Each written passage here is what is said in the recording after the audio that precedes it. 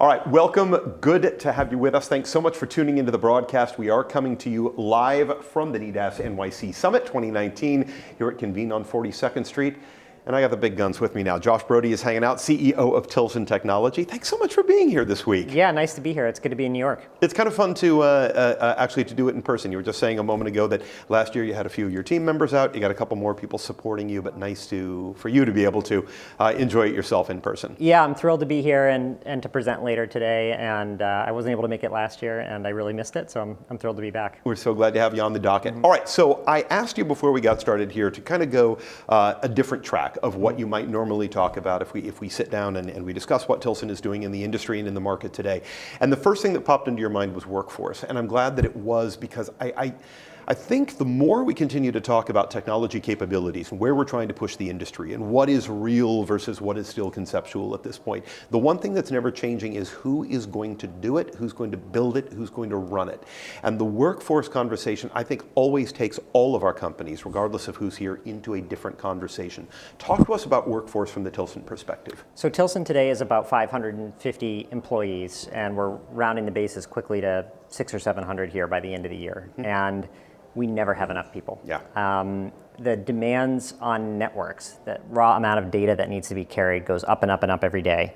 And so carriers are responding by densifying their networks. And as you mentioned earlier, somebody has to do the work. And so as we think about these networks, they require a tremendous amount of infrastructure beyond just the wireless endpoints that connect people at higher data rates. And we're finding that the density of fiber that's going in and the amount of equipment that's needed to support wireless connectivity beyond that fiber is going up by orders of magnitude. It's a non-trivial challenge. And so as this is all happening at once, it's put a lot of stress on the workforce, which of course in the general economy is a full employment economy. Sure. And beyond that, people with technical expertise are always hard to find. And so we find that our best business development is to hire great people, and we find that we grow when we have great people available to do the work. Where do you find them? I mean, especially in an economy like this where you've got 2 job openings for every prospective employee out there, but even then, the number of people that are qualified, we've not done the greatest job in the world of keeping them up to speed and letting them know what they want. A lot of it has been either closely guarded secrets or people who have, they've aged within the process and they've learned a ton, but they haven't been so great about passing that knowledge along. I think that's true, and compounding that challenge is that in telecommunications specifically, there isn't an established vocational track for large volumes of new entrants into the marketplace. Most people would describe their telecom technical career as being accidental. Sure. Originally, they came in from some other way. I was an engineer and I stumbled into it. And they learned on the job and figured out how they got to A to B. So from our perspective, we're looking for workforce pathways to train new people to the industry. So we're doing a good job of getting our fair share of people that already exist in the industry. We're getting lots of applicants, but it's not enough. And so we have to bring in net new people. And one of the places we look to is the military. And so we've built workforce partnerships with both the military directly and veterans organizations. And we're working hard to track those veterans as they transition, move them into opportunities for vocational education, and then have them at a guaranteed job when they arrive at Tilson. Super smart, real win-win. When they do get to Tilson, what's unique about the either training program or internship program or whatever it is you call it to help them bring along to speed and get to where you need them to be? So the good news for us is these veteran employees know how to work. And so we don't have to do a lot of skilling around how to be a great employee, how to show up on time, how to show up on time with the right stuff, how to work as a team. And what we find is that these projects are increasingly multidisciplinary, and teamwork is the most important skill set. Learning the technical skill set around the specific types of networks they're installing is something that we work with external partners with, and we've increasingly relied on community college systems to stand up programs for us where we provide both the feedstock of the student and the offtake with the job. And that's been very successful for us, and then also build on the job training and vocational training within the company. Bravo to you for being that training ground. I hope, as other people are watching this, I hope they take that as an inspiration to do the same, because we have to build this. It has to happen, and more companies have got to take that aggressive approach. What is the next step? Say you brought somebody on board with Tilson, they've been with you for a certain period of time, you've brought them along, and they were to find another opportunity beyond Tilson to learn something even more. What does that person's skill set look like by the time they leave? your organization? So by the time they leave Tilson, they have an understanding about how to build a network and not just a component. And so it would be very common in companies that are churning out production in a specific segment of the network, like building footages of fiber or installing radio heads, to get very good at that thing. And what we try and do with our employees is rotate them through enough pieces of the job that they get a more comprehensive understanding that they're building a network, not just a foot of fiber or not just a radio. And so by the time they're able to think about what comes next in their career, they have that broader understanding. Our goal is not always to retain that employee. Yeah. So we'd like to retain them, but we understand that people will make other decisions. And so we celebrate those employees when they make a transition to that next step. What we're thinking about doing, though, from how do we retain them over the long term and help them find those next opportunities at Tilson, is make sure they have graduate education opportunities in the company. And so we're partnering with several universities around the country to build a graduate program that they can pick off in pieces while staying an employee.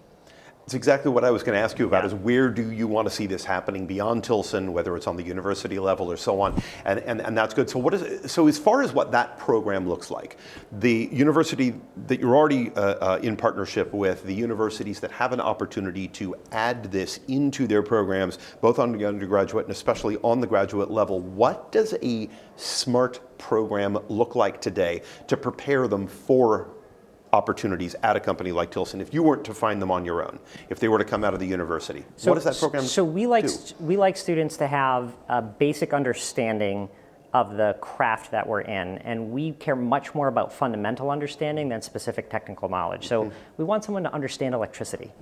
They don't necessarily need to know AT&T's grounding standards. We want them to understand how electricity works. Conceptually, we want them to have a high-level understanding, and then we want them to understand how to work with a team.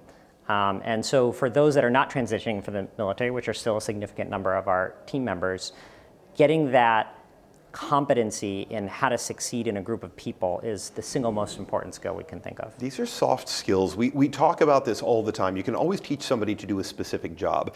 Getting the right personality in the door, somebody who's ready to go to work, who's smart, who's accessible, who is willing to dedicate themselves and work with others, that's that lightning in a bottle that if you find them, it's really, really hard to capture and to maintain. We think that's been the success in our business, has been focusing on the people, and we're going to continue to make investments in our workforce.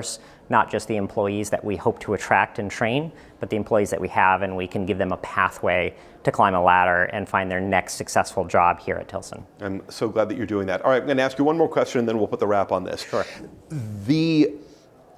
I believe that the next generation of people who are coming into our field and are going to make the biggest change in the field, first of all, they're going to do things very differently than we did them. We carried the ball up to a certain point. It's up to them to carry the ball to the next point. We can't look backwards at the way things have been done. We have to look forward at the next paths to success.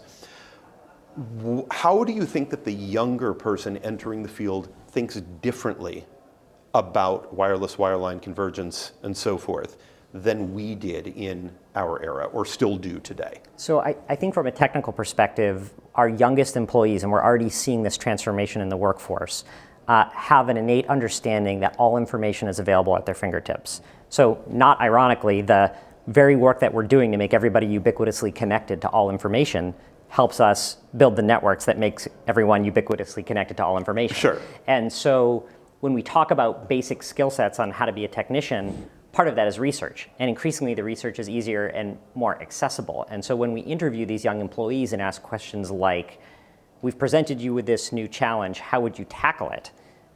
Their first instinct is to look it up, not call for help. And that's been a wonderful turnabout. So whatever people say about the next generation of the workforce, there's always complaints.